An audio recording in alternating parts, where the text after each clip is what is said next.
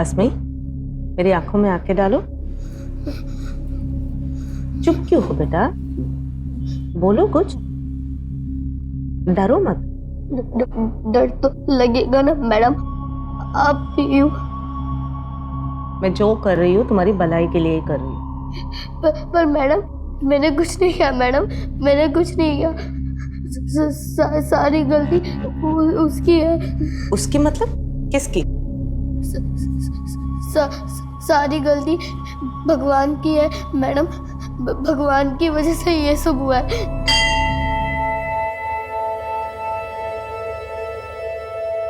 ऐसे क्या देख रहे हो बिना पलक झपकर?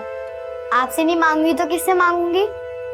जवाब तो कभी दोगे नहीं, लेकिन जो मांगा है वो तो देना पड़ेगा ना। धमकी नहीं दे रही हूँ, प्रार्थना कर रही हूँ, सुननी तो पड़ेगी। 40 आके 25 दिन पूरे हो गए, बस 15 बाकी है। अब आपको मेरी दादी को भी ठीक करना है और हमें अमीर भी बनाना है।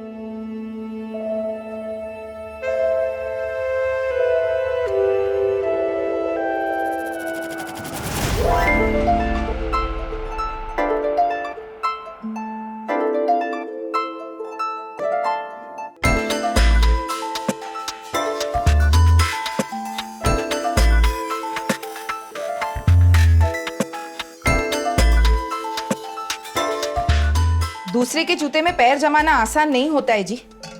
आपकी पुरानी वाली नौकरी ही अच्छी थी, आप उसके कहे पर मत जाइए, अपने हालात के हिसाब से चलिए कौशल जी। मैंने सब हिसाब लगा लिया है फरीदा। तरक्की का पहाड़ चढ़ना है तो जूते भी उसी हिसाब से पहनने पड़ेंगे। करिए जो करना है, लेकिन देखना एक दिन पछताएंगे आप। अपने पैरों पर खुद कुल्हाड़ी मार रहे हैं। अपने पैरों पर कुल्हाड़ी तो एक ही बार मारी थी मैंने, 12 साल पहले जब तुझसे शादी की थी। अब वो मार झेल के इतनी अकल तो आई है कि कभी किसी से मात नहीं खाऊंगा मैं। तो मैं भी आपको उसी तजुर्बे से समझा रही हूँ। अपना तजुर्बा घर संभालने में इस्तेमाल कर, मेरे काम धंधे में नहीं। देख मैं तुझे ना समझा।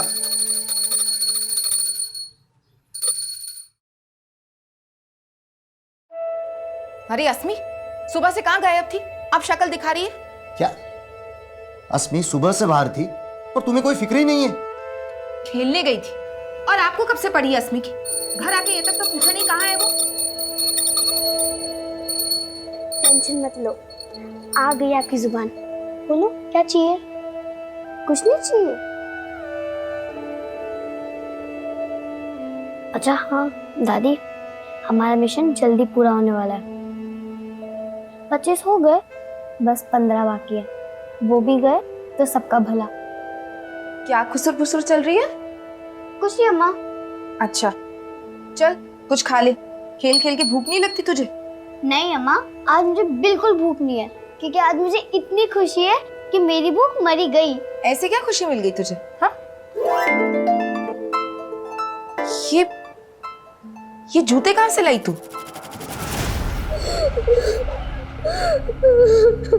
ठीक है, अब मैं कुछ नहीं पूछूंगी तुमसे, पर तुम्हें मेरी एक बात माननी पड़ेगी। तुम ये सारी बातें ना पुलिस नहीं, मैंने कुछ नहीं किया मैडम। डरने की कोई बात नहीं। नहीं मैडम, मैंने कुछ नहीं किया मैडम, मैंने कुछ नहीं किया मैडम। नहीं, चुप हो जाओ, मैं जो बोलूंगी वही करना पड़ेगा, समझ रहे हो? सॉरी, बैठो। देखो अस्मी, मैं तुम्हारी भलाई के लिए ही कर रही हूँ। अब जो मैं बोलूंगी वही करना पड़ेगा।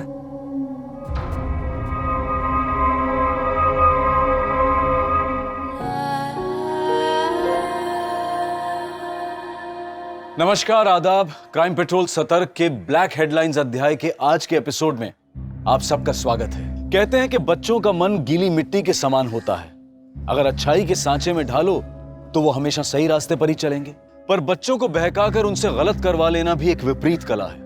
और जब बच्चे गलत को सही मानना सीख जाते हैं तो उन्हें अच्छाई का रास्ता दिखाना दुनिया का सबसे मुश्किल काम होता है। ये साल 2019 का एक ऐसा केस है जो आज भी इस मुश्किल दहलीज पर है। आप सोच रहे होंगे कि उस कमरे में एक बच्ची और उस महिला के बीच में ऐसा क्या चल रहा होगा जो हमें और हमारे बच्चों को ऐसी परिस्थितियों से बचने के लिए सतर्क कर सकता है। दरअसल वहां 11 वर्षीय अस्मी का काउंसलिंग सेशन चल रहा था और उस काउंसलिंग के बाद जो सामने आया उसने सिर्फ स्कूल अथॉरिटीज को ही नहीं बल्कि पूरे देश को अचंभे में डाल दिया था। देखो, हमारे बीच में जो भी बातें हुई वो अभी किसी से मत डिस्कस करना। मैं अभी आती हूँ।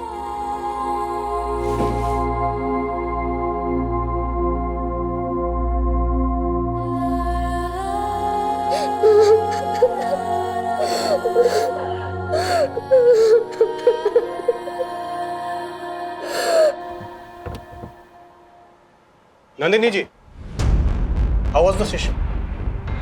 1 मिनट सर, बहुत अर्जेंट कॉल करना है।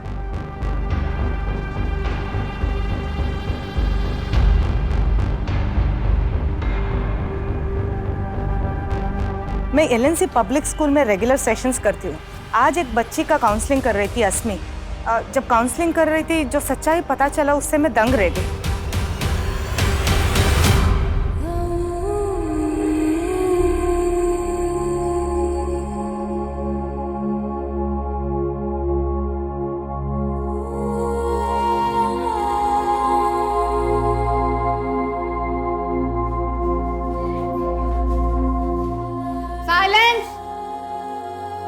अस्मी बेटा, इधर आना मेरे पास।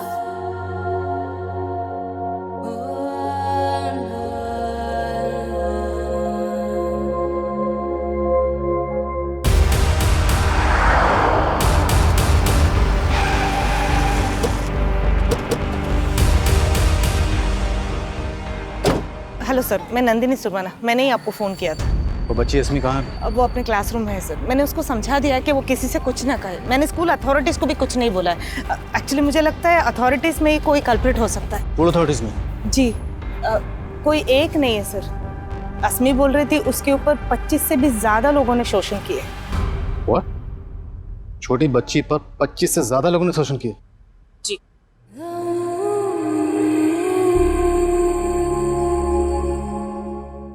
जैसे आपकी चॉइस है, ठीक वैसा ही फ्लैट है हमारे पास, और वो भी एकदम प्राइम लोकेशन पे। सॉरी सेठ। आप लोग एक बार जाकर के वो फ्लैट देख लीजिए, है ना? कौशल जी। इनको वो कुतुब नगर वाला फ्लैट दिखा दो। जी सेठ। अगर आप लोगों को पसंद आ जाता है तो आगे की बात। सॉरी सेठ, घर से बार बार फोन आ रहा है।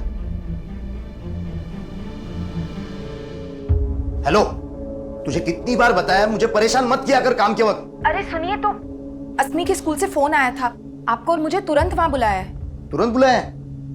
कहीं अस्मी ने फिर से कोई शरारत कर दी क्या?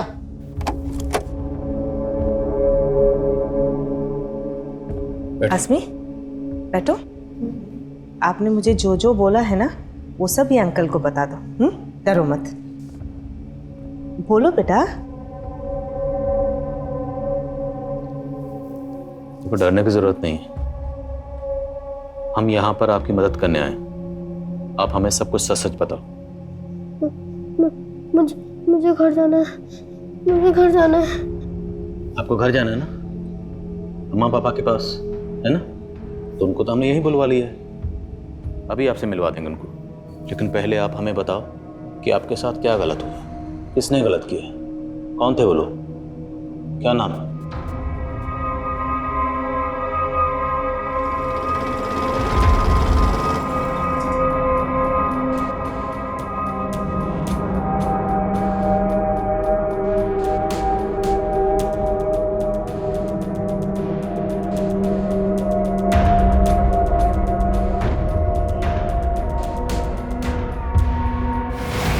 मेरे साथ कुछ बुरा नहीं हुआ है अंकल, कुछ बुरा नहीं हुआ है मेरे साथ। अस्मी, ये क्या बोल रहे हो तुम? आपने अच्छा नहीं किया मैडम, अब मैं आपकी बातों में कभी नहीं आऊंगी। अस्मी, ये क्या बोल रहे हो तुम? नंदिनी, एक मिनट प्लीज। अस्मी बेटा, क्या ये सच है? नंदिनी मैडम ने हमें बताया कि आपने उनसे कहा है कि आपके साथ एक दो बार नहीं, कई बार गलत हुआ, कई लोगों ने गलत किया। क्या ये सच है? आपने ऐसा कहा? नहीं अंकल, नंदिनी मैडम झूठ कह रही है। सर शायद वो डर गई है। आप सच क्यों नहीं बोल रहे हो बेटा? मैं झूठी नहीं हूँ अंकल, मैडम ने आपको झूठ बोला है। मेरे साथ कुछ बुरा नहीं हुआ है, मैं सच कह रही हूँ। अस्मी अपने बयान से मुकर चुकी थी, लेकिन काउंसलर नंदिनी पूरे यकीन के साथ कह रही थी कि अस्मी का शोषण हुआ था। आखिर क्या वजह थी कि अस्मी अपने बयान से मुकर रही थी? अगर नंदिनी की बातों में सच्चाई थी तो यह केस वाकई में बहुत गंभीर था। ऐसे में पुलिस ने इस मामले में बहुत ही संवेदनशीलता के साथ तहकीकात करने का फैसला किया।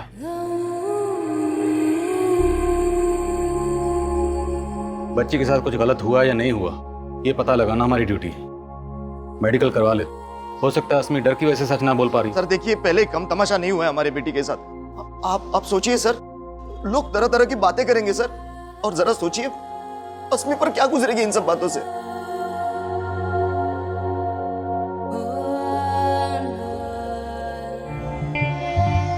ठीक है कौशल, आप अस्मी को घर ले जा सकते हैं। जी सर।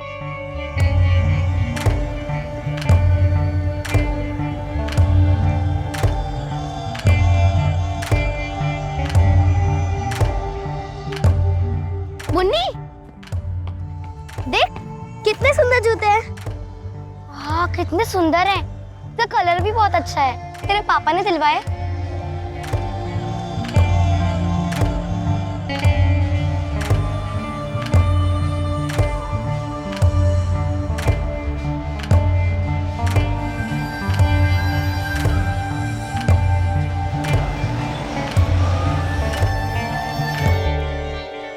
क्या सोच रहे हैं सर? क्या इसमें सच बोल रही है? झूठ। और काउंसलर नंदिनी झूठ क्यों बोलेगी?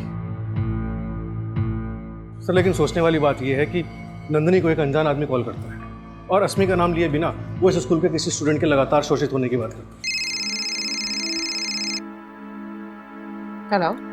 आप नंदिनी स्वर्णा मैडम बोल रही है ना? हाँ जी, आप कौन? देखिए, अपना नाम तो मैं आपको नहीं बता सकता। नाम नहीं बता सकता? तो मुझे फोन क्यों किया? क्योंकि आप LNC पब्लिक स्कूल के बच्चों को ग्रुप काउंसलिंग देने जाती है ना। उस ग्रुप में एक बच्ची ऐसी भी है जिसका काफी लंबे टाइम से शोषण हो रहा है। क्या?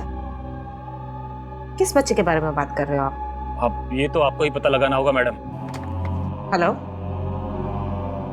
और सर नंदिनी इतने सारे स्टूडेंट्स में सिर्फ अस्मी को फिगर आउट करती है। पिछले सेशन में मैंने एक टॉपिक डिस्कस की थी, गुड टच और बैड टच। याद है आप सबको? अच्छा, आज तक उस सेशन के बाद किसी ने बैड टच महसूस किया है?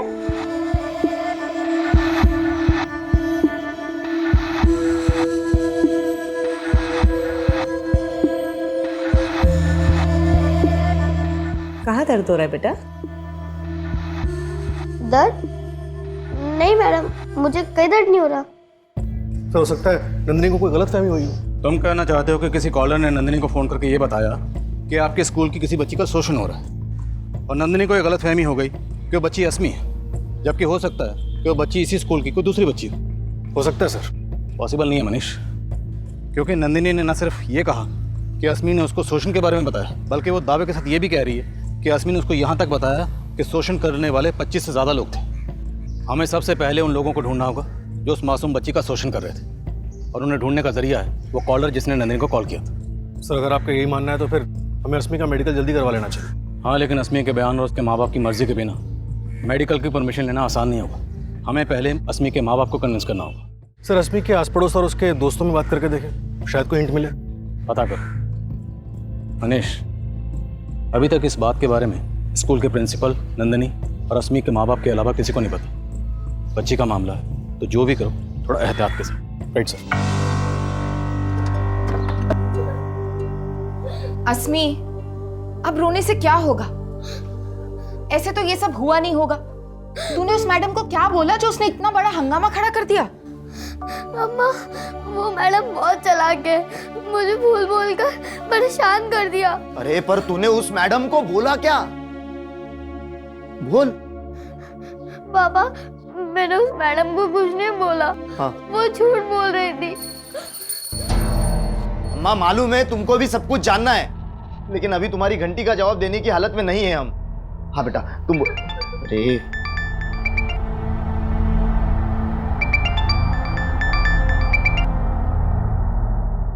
हेलो कौशल, तू 1 घंटे का बोल के गया था ना? तू अभी तक से ऑफिस नहीं आया? हाँ सेठ, मैं वो क्या मिमिया मत। अभी के अभी तो अगर ऑफिस नहीं आया ना तो दोबारा आने की जरूरत भी नहीं है। सर मैंने तब भी बोला था, जिस आदमी ने मुझे फ़ोन किया था उसके बारे में मुझे कुछ नहीं पता है, पर उसने जो बोला था वो सही निकला। और नंदिनी जी, अगर आप सही बोल रही हैं, सच बोल रही हैं, तो सर मैं 100% सच बोल रही हूँ। अस्मी ने आपको यही बोला था कि उसके साथ 25 लोगों ने? सर 25 से भी ज़्यादा लोग सर। एग्जैक्टली यही बोला था कि 25 से ज़्यादा लोग?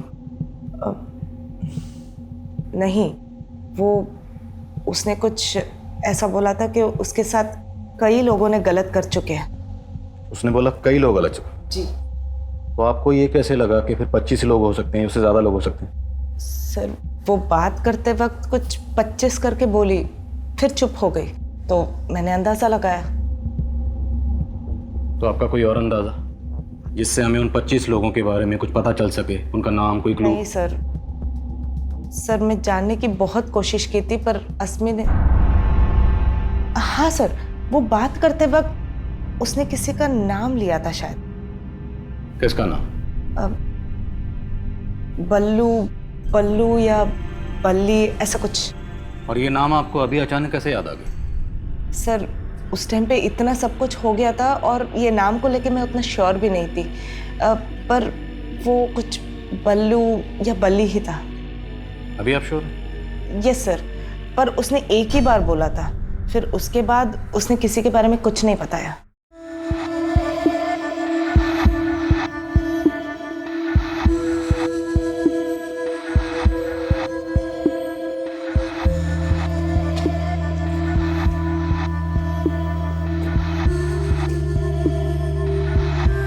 अरे मुन्नी,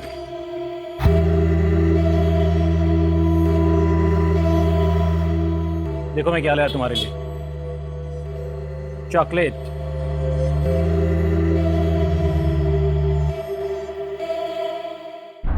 बल्लू या बल्ली? जी। इस नाम के किसी शख्स को जानते हैं? शायद आपकी कोई जान पहचान का? नहीं साहब, ऐसे किसी आदमी को मैं नहीं जानता। देखिए, आप भले ना जानते हो, लेकिन काउंसलर नंदिनी ये दावे के साथ कह रही है कि अस्मी ने उसे बताया कि उसके साथ दुष्कर्म करने वालों में से किसी एक का नाम बल्ली या बल्लू था। हाँ, पर अस्मी के साथ ऐसा कुछ हुआ? अगर अस्मी के साथ ऐसा कुछ नहीं हुआ तो वो कौन था जिसने काउंसलर नंदिनी को फ़ोन किया? साहब मुझे ना कुछ समझ नहीं आ रहा है। देखिए, आप ठंडे दिमाग से सोचिए, याद करिए, शायद किसी से आपका कोई झगड़ा हुआ, कोई ऐसा शख्स जो आपको और आपके परिवार की बदनामी करवाना चाहता हो। बदनामी करने की सोची होगी उसने, पता नहीं उसे ऐसा क्या मिला है जो हमें इतनी सफाई देनी पड़ रही है। आपको किसी को सफाई देने की ज़रूरत नहीं पड़ी। देखिए, हम आपको या आपकी बच्ची को परेशान नहीं करना चाहते, हम सिर्फ ये जानना चाहते हैं कि अस्मी के साथ कुछ गलत हुआ है या नहीं हुआ, और अगर गलत हुआ है तो उसे जानने का जरिया है मेडिकल। एक बार साहब परेशान मत होइए, हम समझते हैं मामला सेंसिटिव है, बात लीक नहीं होगी। Excuse me. Hello sir, Nandini को जिस पीछे से कॉल किया गया था वहाँ पे कोई सीसीटीवी कैमरा नहीं है। आसपास पूछताछ करने पे भी पता नहीं चल रहा है कि वो आदमी कौन हो सकता है जिसने नंदिनी को कॉल किया था। और अस्मी के फादर को भी इस बारे में कोई अंदाज़ा नहीं है, लेकिन ये कॉलर जो भी होगा ये अस्मी का शुभचिंतक होगा जो अस्मी के बारे में सब कुछ जानता होगा। तो अगर शुभचिंतक ही था तो फिर नंदिनी को उसने अपना नाम क्यों नहीं बताया? यहाँ तक कि उसने अस्मी का भी नाम नहीं लिया। नंदिनी किसी बल्लू या बल्ली का नाम ले रही है। अगर नंदिनी की बात सही है तो जिन लोगों ने अस्मी के साथ दुष्कर्म किया उनमें से किसी एक शख्स का नाम बल्लू या बल्ली हो सकता है। अस्मी के स्कूल, घर, सारे एरिया में पता करो, जो बल्लू और बल्ली नाम के शख्स हैं सबकी डिटेल्स निकलो। बोल। अरे तुझे कहा ना, मुझे बच्ची नहीं चाहिए। जवानी तो बीवी ने बिगाड़ दी, अब बुढ़ापा नहीं बिगाड़ना है मुझे। अरे बुढ़ापे में लाठी की जरूरत होती है, और जब लाठी मिल जाएगी ना तो मुझे फोन करना, समझा?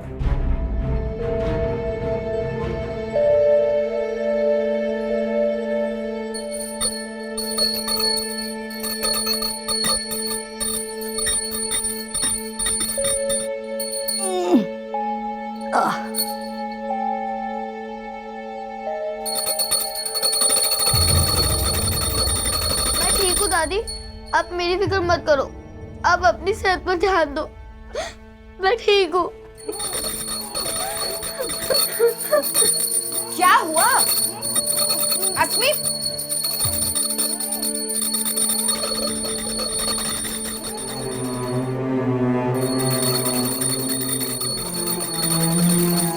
अम्मा, सिर्फ सिर्फ आप ही नहीं है अस्मी की फिक्र करने को, मैं भी उसकी अम्मा हूं। ये देखिए, सॉरी लिख कर गई है। अब क्या मतलब निकालूं मैं इसका?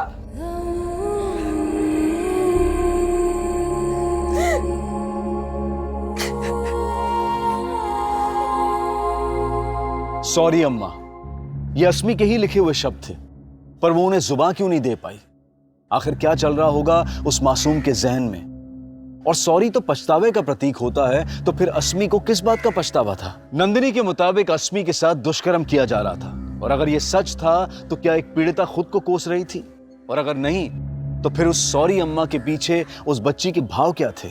इस केस को डील करना पुलिस के लिए बिल्कुल आसान नहीं था, और फिलहाल वो नंदिनी द्वारा बताए उस आदमी को ढूंढ रहे थे जिसका नाम बल्लू या शायद बल्ली था।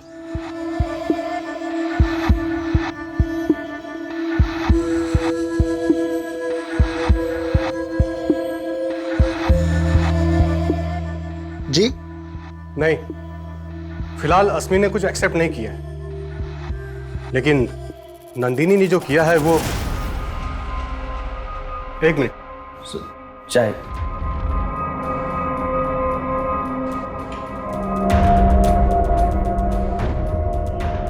पुलिस अस्मी के स्कूल, घर, मोहल्ले, हर जगह बल्लू और बल्ली नाम के आदमी का अस्मी से कनेक्शन ढूंढ रही थी। लेकिन इस केस को सही डायरेक्शन देने के लिए पहले यह जरूरी था कि अस्मी का मेडिकल टेस्ट करवाया जाए, जिसके लिए पुलिस लगातार अस्मी के पेरेंट्स पर दबाव डाल रही थी।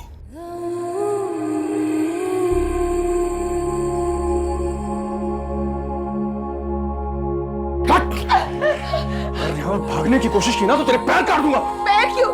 गला ही काट दो ना। बुरी तो मैं तेरा गला भी काट दूंगा। तुम चाहे मेरा जो भी इश्क करो, लेकिन मुझे कौशल जी से निकाह करने से नहीं रोक पाओगे। कौशल से निकाह करेगी? कौशल से निकाह करेगी? कौशल से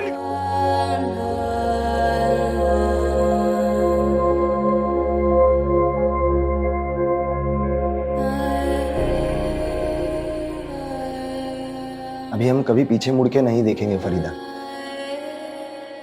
हम साथ मिलके ये घर बसाएंगे अपने होने वाले बच्चों के साथ।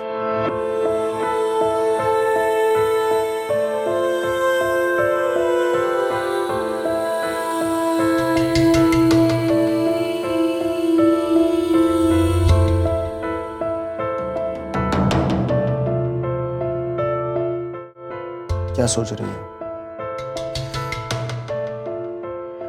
वही सोच रही हूँ जो पिछले 12 सालों से मेरा कलेजा काट रहा है। क्यों देखे थे हमने वो सपने? वो सपने नहीं होते तो अस्मी। देखो, जो बीत गया उसे याद करके हम आज नहीं बदल सकते। हर अंजाम के बाद एक नई शुरुआत करनी पड़ती है। हिम्मत से काम लो। पुलिस हमारे और अस्मी के साथ है। अस्मी का मेडिकल करवा लेते हैं। कहते हैं कि पुराने जख्म भले ही भर जाएं, लेकिन उसके निशान नहीं मिटते। और अस्मी के केस में भी उसके माता पिता फरीदा और कौशल के पुराने जख्मों के निशान पुलिस के सामने आने वाले थे। सर, फिलहाल ऐसा कोई बल्लू या बल्ली नहीं मिला है जिसका अस्मी के साथ कोई कनेक्शन हो, लेकिन कौशल के पड़ोसियों से खबरी ने एक इन्फॉर्मेशन निकाली है। फिर उसी स्त्री वाले ने बताया कि एक आदमी अस्मी, फरीदा और कौशल के बारे में पूछ रहा था। भाई साहब, ये लड़की वही है ना जिसके माँ बाप अलग अलग धर्म से हैं? वो आदमी कौन हो सकता है? फिलहाल इसका कोई लीड नहीं मिला। हो सकता है कि वो नंदिनी को कॉल करने वाला कॉलर हो, या फिर अस्मी के साथ दुष्कर्म करने वाला। पर ये जो भी था, वो फरीदा और कौशल के अलग अलग मजहब होने के बारे में क्यों पूछ रहा था? इस बारे में फरीदा और कौशल से बात की? नहीं सर, फिलहाल उनसे कोई बात नहीं की। लेकिन सर, उस स्त्री वाले ने एक और बात बताई। ये फरीदा कौशल की दूसरी बीवी है। दूसरी बीवी? हाँ सर, 12 साल पहले अपनी पहली बीवी से अलग होने के बाद कौशल ने फरीदा से दूसरी शादी की थी। हम उसकी पहली बीवी का पता लगा रहे हैं सर।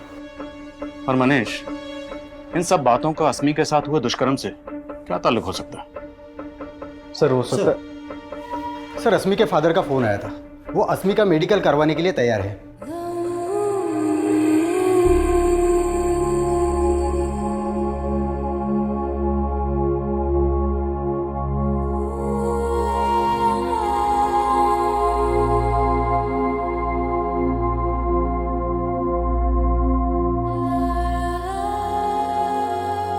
सर, अस्मी सेक्सुअली एक्टिव है वो भी काफी लंबे टाइम से। बच्ची का इतने अरसे से शोषण हो रहा है और वो लगातार झूठ बोल रही है।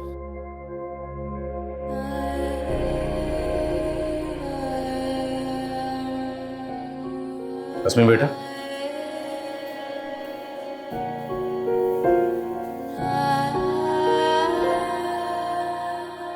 आपको बिल्कुल घबराने की जरूरत नहीं है। हम हैं ना आपके साथ, बिल्कुल डरने की जरूरत नहीं है आपको। हम हैं ना, डरो मत। बताओ, आपके साथ ये सब किसने किया? नंदिनी मैडम को क्या नाम बताया था आपने? बल्लू या बल्ली, ऐसे कुछ नाम बताया था ना?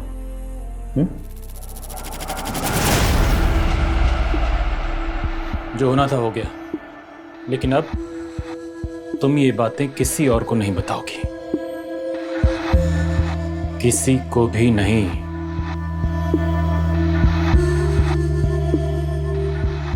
अस्मी, बेटा डरो मत, हमको बताओ कौन है जिसने तेरे साथ, बोलो बेटा। बेटा, ऐसा कौन है वो जिसका नाम तो नहीं बता पा रही? बोल अस्मी, कौन है वो?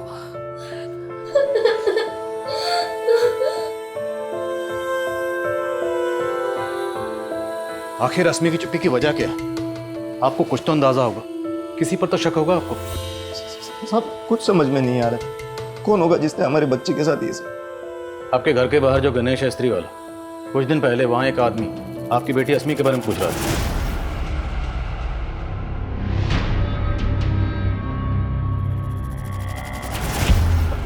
कौन आदमी? और ये तो गणेश भी नहीं जानता, लेकिन वो जो भी था वो इतना जरूर जानता है कि शादी से पहले आपका और आपकी बीवी दोनों का मजहब अलग था। हो सकता है वो आपका या आपकी बीवी का कोई ऐसा रिश्तेदार हो जो नहीं चाहता था कि आप दोनों की शादी हो। साहब ऐसे तो फरीदा के भाई को एतराज था हमारी शादी से, लेकिन उनकी तो डेथ हो गई है। और आपकी पहली बीवी, उसे कोई एतराज नहीं था, आप उसे छोड़ के फरीदा से शादी कर रहे थे। साहब सरिता से मैं डिवोर्स ले चुका हूँ। डिवोर्स की वजह जान सकता हूँ? साहब हमारे बीच बनती नहीं थी। देख रही है थक करके काम से लौटाओ, पानी तक नहीं दे सकती। तुमको नहीं दिख रहा है मैं भी काम कर रही हूँ, खुद भी तो ले सकते हो ना। हाँ, चाय भी मैं ही बना लेता हूँ, रात का खाना भी बना लूंगा। हाँ तो ठीक है ना, बना लो, तुम्हारी बीवी हूँ, नौकरानी नहीं। क्या कहा तूने? बीवी? अरे बीवी कहलाती है लेकिन एक बच्चा नहीं दे सकती मुझे। तो आपकी पहली बीवी सरिता से डिवोर्स लेने की एक वजह यह भी थी कि उसे बच्चा नहीं हो रहा था। सबसे बड़ी वजह सरिता का स्वभाव था साहब, बहुत झगड़ालू थी वो, और ये 12 साल पहले की बात है साहब। इससे अस्मी के साथ जो है उससे क्या वास्ता? सर शायद कोई वास्ता हो, वो आदमी जिसके बारे में गणेश बता रहा था, हो सकता है कौशल की पहली बीवी के साथ उसका कोई ताल्लुक हो। उस आदमी को ढूंढना तो पड़ेगा, और उस कॉलर को भी जिसने काउंसलर नंदिनी को फोन किया था। वो वाकई अस्मी का शुभचिंतक है, जिसे शायद पता है कि अस्मी के साथ ये दुष्कर्म किसने किया था। सर लेकिन कॉलर को ढूंढने को जरिया भी तो नजर नहीं आ रहा। मनीष जरिया ढूंढना पड़ेगा, क्योंकि कोई एक बल्लू या बल्ली नहीं है, 25 से ज्यादा लोग हैं जिन्होंने बच्ची के साथ दुष्कर्म किया। और ये कोई भी हो सकता है, अस्मी के मोहल्ले, रिश्तेदारों में, स्कूल में से कोई भी हो सकता है। घुस जाओ और पता लगाओ सबका। मैं काउंसलर नंदिनी से मिलता हूँ, शायद उससे कोई क्लू मिले। सर, उस दिन जब मैं अस्मी से बात कर रही थी, वो एक ऐसी चीज बोली जो बहुत अजीब था। क्या बोला उसने? पहले तो लगातार बोल रही थी इन सब चीजों में उसकी कोई गलती नहीं है, फिर बाद में अचानक से उसने एक चीज बोला, सारी गलती भगवान की है। भगवान की गलती? हाँ सर, मैंने कोशिश की ये जानने के लिए उसने ऐसा क्यों बोला, पर उसने कुछ नहीं बताया। एक मासूम बच्ची है जिसके साथ 25 से ज्यादा लोग दुष्कर्म कर रहे थे, उस गलती को भगवान की गलती क्यों बोलेगी? सर पूछताछ में ये भी सामने आया कि अस्मी अक्सर एक मंदिर जाया करती थी। मंदिर? सर अस्मी के स्कूल में एक पियोन है जिसका नाम बल्लेश्वर है, और पता चला कि उसके घर वाले उसे बल्ली भी कहते हैं।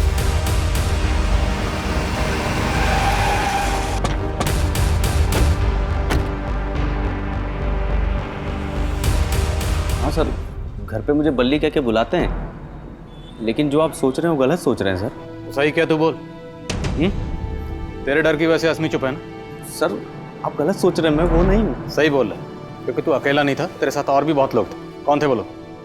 मुझे क्या पता साहब, मैं बेकसूर हूँ सर। ऐसे नहीं माने भाई, लेके जा। चल। व्हाट? आपके स्कूल की एक बच्ची का शोषण हो रहा है और लंबे अरसे से हो रहा है, लेकिन आपको कोई आइडिया नहीं कौन रिस्पॉन्सिबल है। देखिए सर, हम अपने स्टूडेंट के सिक्योरिटी का पूरा ख्याल रखते हैं, हमें उनकी प्रॉब्लम पता है, इसलिए तो हम उनकी रेगुलर काउंसलिंग करवाते हैं। लेकिन सर आप जो कह रहे हैं वो सुन के तो मैं खुद हैरान हूँ। हाँ सर जी, अस्मी आया करती थी पहले यहाँ, और तो और वो यहाँ आने के लिए 40 भी रखती थी। 40 आके 25 दिन पूरे हो गए, बस 15 बाकी है। अब आपको मेरी दादी को भी ठीक करना है और हमें अमीर भी बनाना है। फिर अचानक से उसने यहाँ आना छोड़ दिया। यहाँ आना छोड़ने की कोई और वजह तो नहीं है पुजारी जी? कोई और वजह? मैं कुछ समझा नहीं साहब। उस बच्ची का एक लंबे समय से शोषण हो रहा था, जिसका दोषी वो भगवान को मानती है। कहीं उसके दोषी का आपसे या फिर यहाँ पे रहने वाले किसी और से कोई लेने देना तो नहीं है? ये कैसी बात आप कर रहे हैं? यहाँ पर ऐसा कोई नहीं है, और ये भगवान का घर है। भगवान का घर है तो कौन है जिसको वो दोषी बता रही है? सर अस्मी को देख के मुझे कभी ऐसा नहीं लगा कि उसके साथ कुछ ऐसा हुआ होगा। आपको नहीं लगा होगा, लेकिन कोई तो होगा जिसको इस बारे में पता होगा। सर अब ये मैं कैसे बता सकती हूँ? आप अस्मी की क्लास टीचर हैं, तो आप इतना तो जानती ही होंगी कि ऐसी कौन सी फ्रेंड है जिसके अस्मी काफी क्लोज है। अस्मी आपकी बेस्ट फ्रेंड है। बेस्ट फ्रेंड तो एक दूसरे सब कुछ शेयर करते हैं ना। अस्मी ने कभी आपको बताया कि उसके साथ कुछ गलत हो रहा है? नहीं नहीं अंकल, मुझे कुछ नहीं पता।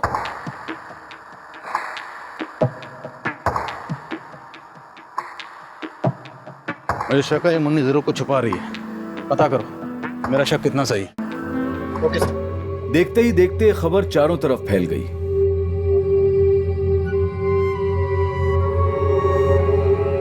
पूरे देश में हलचल का माहौल पैदा कर दिया था।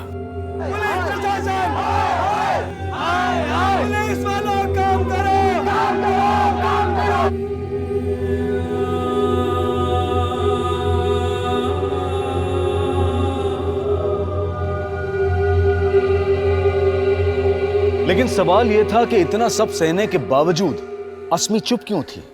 और वो कॉलर कौन था जिसको पुलिस अस्मी का शुभचिंतक मान रही थी? और अगर वो शुभचिंतक था तो फिर वो सामने क्यों नहीं आ रहा था? देखिए, अपना नाम तो मैं आपको नहीं बता सकता। और वो कौन था जिसके बारे में गणेश ने बताया था? इन सभी कड़ियों को जोड़ने के लिए पुलिस अब कौशल की पहली बीवी सरिता से भी मिलना चाहती थी।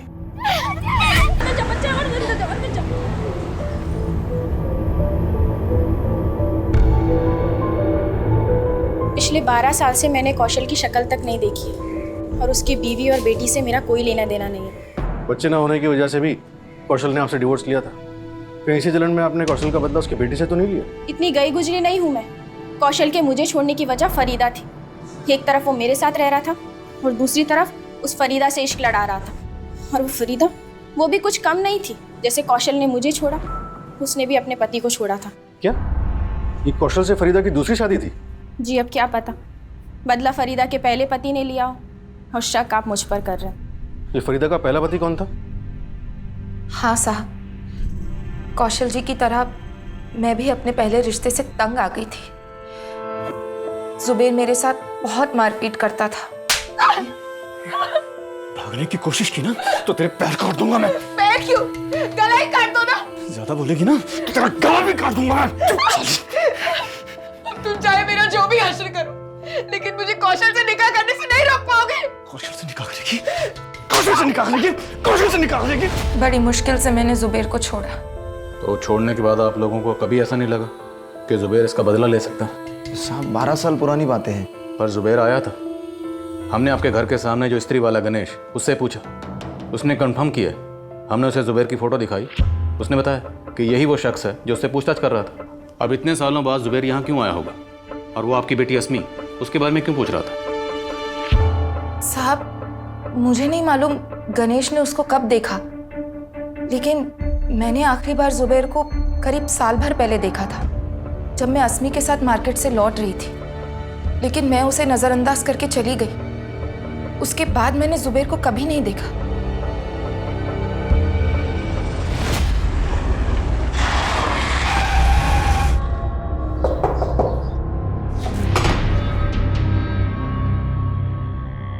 जी सर, वहाँ तो मैं अपने काम से गया था, मुझे तो पता भी नहीं था फरीदा वहाँ रहती है।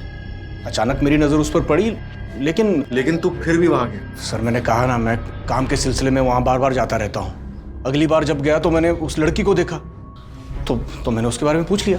सिर्फ पूछा ही नहीं, तूने कौशल और फरीदा से बदला लेने के लिए उनकी बेटी अस्मी के साथ दुष्कर्म करने का प्लान भी बनाया। कैसी बात कर रहे हैं सर? जिस दुष्कर्म का इल्जाम आप मुझ पर लगा रहे हैं, कौशल तो उसे मेरी बेटी समझता है। तेरी बेटी? हाँ सर, अगर उसमें बच्चा पैदा करने की हिम्मत होती ना तो पहली बीवी से कर लेता। सर आप बेकार का इल्जाम मुझ पर लगा रहे हैं सर। मैं तो आज भी अनाथ का बाप बनके बच्चा गोद लेने की कोशिश कर रहा हूँ। साहब, कौशल जी ने कभी ऐसा शक नहीं किया मुझ पर। अब तो मुझे भी पक्का लग रहा है कि जुबैर हमसे बदला लेने के लिए ऐसी बातें कर रहा है। कहीं ये जुबैर हमको घुमा तो नहीं रहा? उठा के तोड़ा सर उसे, हो सकता है। सर अस्मी की फ्रेंड मुन्नी के बारे में हमने पता किया। मुन्नी का उसके फादर के अलावा कोई नहीं है। और सर कुछ दिन पहले तक अस्मी मुन्नी के घर में आया जाया करती थी, लेकिन अभी नहीं आती। तुम कहना चाहते हो कि मुन्नी अगर कुछ छुपा रही है तो अपने फादर की वजह से छुपा रही है? मैं स्कूल जाऊंगी तो पुलिस अंकल फिर से वही सवाल पूछेंगे, इसलिए अब मैं स्कूल ही नहीं जाऊंगी पापा। नहीं मुन्नी, तुम स्कूल जाना नहीं छोड़ सकती। तुम्हें डरना नहीं है, हिम्मत से काम लेना है, समझी?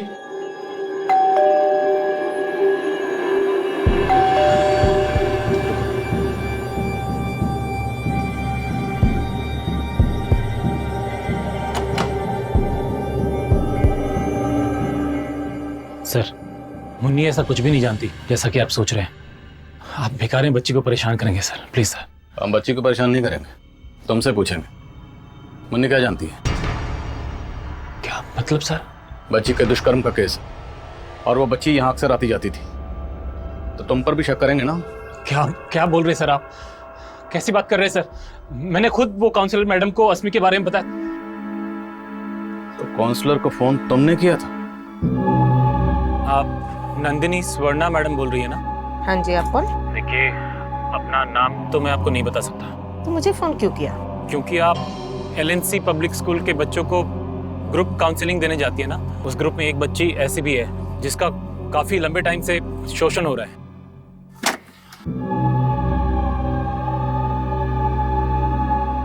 मैंने जानबूझ के अपना नाम नहीं बताया था क्योंकि मुझे लगा वो सब बातें उठेंगी तो फिर मुन्नी को भी आपके सवालों के जवाब देने होंगे सर। इसका बुरा असर पड़ता उस पर। मैं नहीं चाहता था सर। तो तुम्हें ये सब बातें किसने बताई? मुन्नी ने? हाँ सर, अस्मी ने सिर्फ मुन्नी को ही वो सारी बातें बताई थी। अंकल, अस्मी मेरी बेस्ट फ्रेंड है, लेकिन एक बार मेरी उससे खट्टी हो गई थी। मुन्नी, देख कितने सुंदर जूते हैं। वाह, कितने सुंदर हैं। इसका कलर भी बहुत अच्छा है। तेरे पापा ने सिलवाए? तो फिर सीक्रेट है, मत बता। अब मैं तुझसे तभी बात करूंगी जब मेरे भी पैरों में ऐसे जूते होंगे। मेरे पापा दिलवाएंगे मुझे। मुन्नी, तेरे पापा तुझे इतने महंगे जूते दिलवा सकते हैं, लेकिन मेरे नहीं। मंदिर के बाहर मिले थे, मन किया कि एक बार पहन लूं, तो पहन के आ गई। तूने चोरी की? मेरे पापा कहते हैं जो बच्चे चोरी करें उनसे दोस्ती मत करना। मुन्नी, मुन्नी, मैंने जब उससे बात करना बंद किया तो उसको बहुत दुख हुआ। तेरी बारी। मुन्नी, मुन्नी, मुन्नी, प्लीज मुझे माफ कर दे। मुझसे कट्टी मत हो। तेरे अलावा मेरा और कोई दोस्त नहीं है। अगर तू मुझे अपना दोस्त मानती है तो प्रॉमिस कर, आज के बाद ना तो चोरी करेगी और ना ही झूठ बोलेगी। प्रॉमिस। अस्मी मेरे साथ बहुत खुश थी, पर अचानक से वो अपसेट रहने लगी।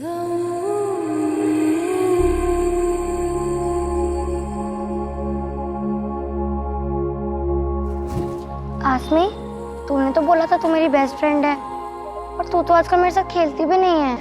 अगर मैं खेलती हूँ तो मुझे दर्द होता है। दर्द होता है? कहाँ? तूने प्रॉमिस किया था कि तू मुझसे कभी भी झूठ नहीं बोलेगी। बोलना, कहाँ दर्द होता है? फिर अस्मी ने अपनी तकलीफ के बारे में मुन्नी को बताया और मुन्नी ने मुझे बताया। सर, पहले तो समझ में नहीं आया मैं अस्मी की मदद कैसे करूं। फिर मुझे ध्यान आया कि नंदिनी जी तो उसी स्कूल में काउंसलिंग के लिए रेगुलरली जाती है, इसलिए सर मैंने उनको फोन करना ठीक समझा।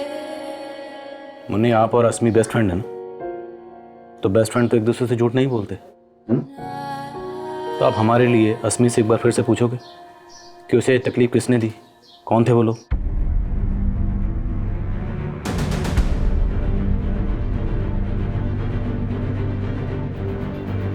अस्मी ने इतनी सी उम्र में क्या कुछ नहीं झेला, ये सोचकर किसी की भी रूह कांप जाए। लेकिन पुलिस के लिए अब भी यह पहेली थी कि अस्मी के गुनहगार आखिर कौन थे।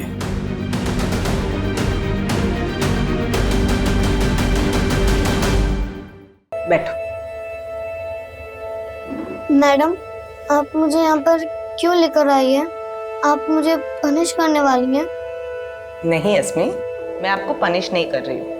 मुझे आपसे कुछ बात करनी है। आपके बाद बाकी बच्चों से भी बात करूंगी, और आपसे पहले, क्योंकि आप स्पेशल हो। मैं स्पेशल हूँ? इसीलिए तो बुलाया है। अच्छा, अभी एक गेम खेलेंगे। रेडी? ठीक है, मैं जो भी क्वेश्चन पूछती हूँ उसका फटाफट जवाब देना है। दोगे? आपका फेवरेट क्या है, चॉकलेट या आइसक्रीम? चॉकलेट। डैडी या मम्मी? अम्मा। Favourite person? दादी। वेरी गुड, ये गेम में तो आप जीत गए। अभी हम दूसरा गेम खेलते हैं। मैं जो बोलती हूँ वो करना पड़ेगा, करोगे? अच्छा, अभी आप हाथ लेके जाके कान खींचो। हाँ। कान खींचते हो तो अस्मी को कहाँ दर्द होता है? कान में। नाक खींचते हो तो कहाँ दर्द होता है? नाक में। और खांसते हो तो कहाँ दर्द होता है? तो ये दर्द कहीं उस बैड टच की वजह से तो नहीं है, जिसके बारे में मैंने पिछले क्लास में सारे बच्चों को बताया था?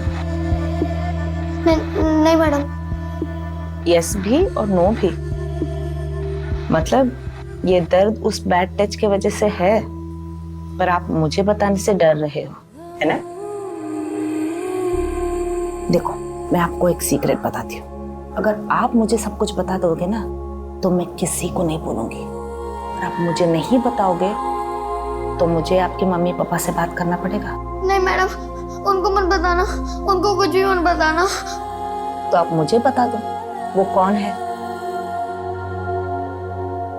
अस्मी, जैसे स्ट्रांग होके तुम ये दर्द सह रहे हो ना, वैसे स्ट्रांग होके मुझे उनका नाम बता दो।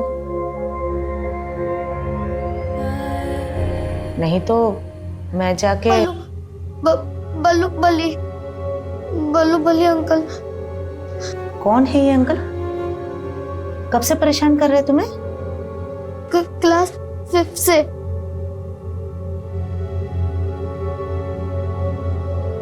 कहाँ रहते? मुझे नहीं पता, दूसरे अंकल को पता है। दूसरे अंकल?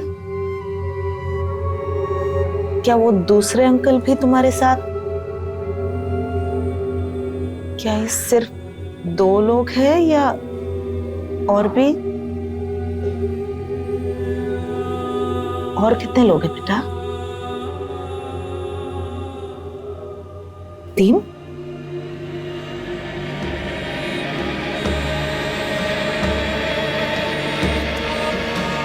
दस?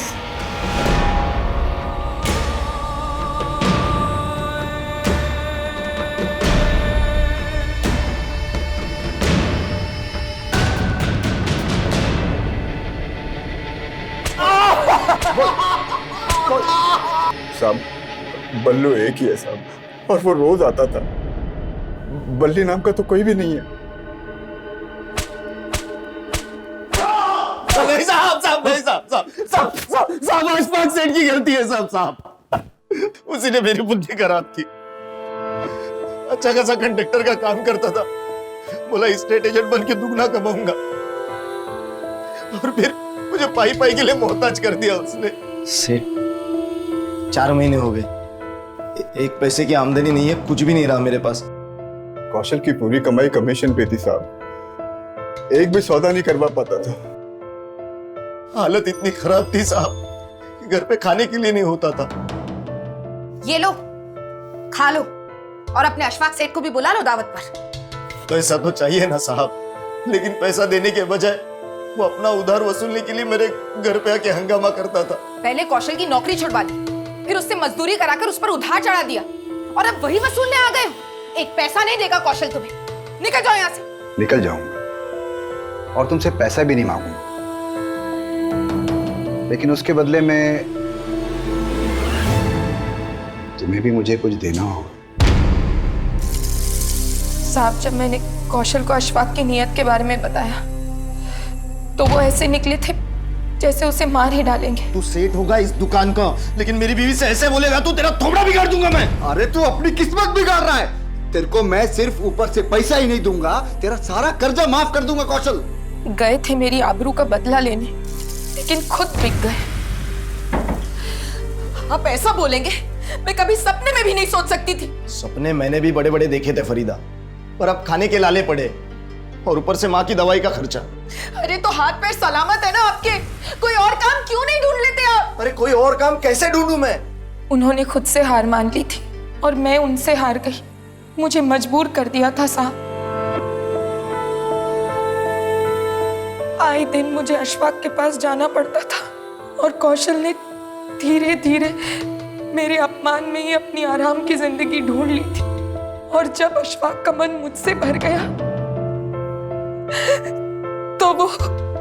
अगर तेरे को 5,000 चाहिए ना, अपनी बेटी को भेज देना। मैं इसके खिलाफ थी, लेकिन फिर हार गई। उस राक्षस के पास भेजने के लिए कौशल अस्मी को भी हमारी गरीबी का वास्ता देने लगा साहब। बेटा, तू रोज भगवान से यही मांगती है ना कि दादी ठीक हो जाए और हम अमीर बन जाए। हाँ, तो देखो, तुम हमारी इकलौती औलाद हो और तुम्हारा फर्ज है कि तुम भी घर खर्च में और दादी की दवाइयों के खर्चों में हमारा हाथ बटाओ। लेकिन पापा, मैं हाथ कैसे बटा सकती हूँ? बताता हूँ।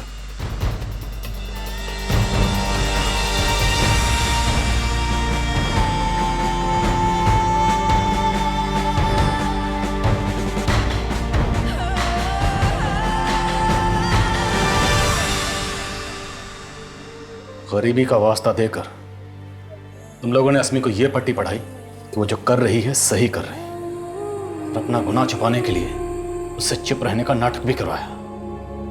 पर तुम्हें यह अंदाजा नहीं था कि अस्मी का दर्द बांटने वाली उसकी सहेली भी है, मुन्नी, जिसको अस्मी ने सब कुछ बता दी। उस मासूम बच्ची के जहन में तुमने जो उल्टी सीख भरी, उसे मिटाना कितना मुश्किल होगा इसका अंदाजा है तुम्हें? तुम मां हो ना उसकी, दोनों ने मिलकर उस बच्ची की जिंदगी बर्बाद कर दी।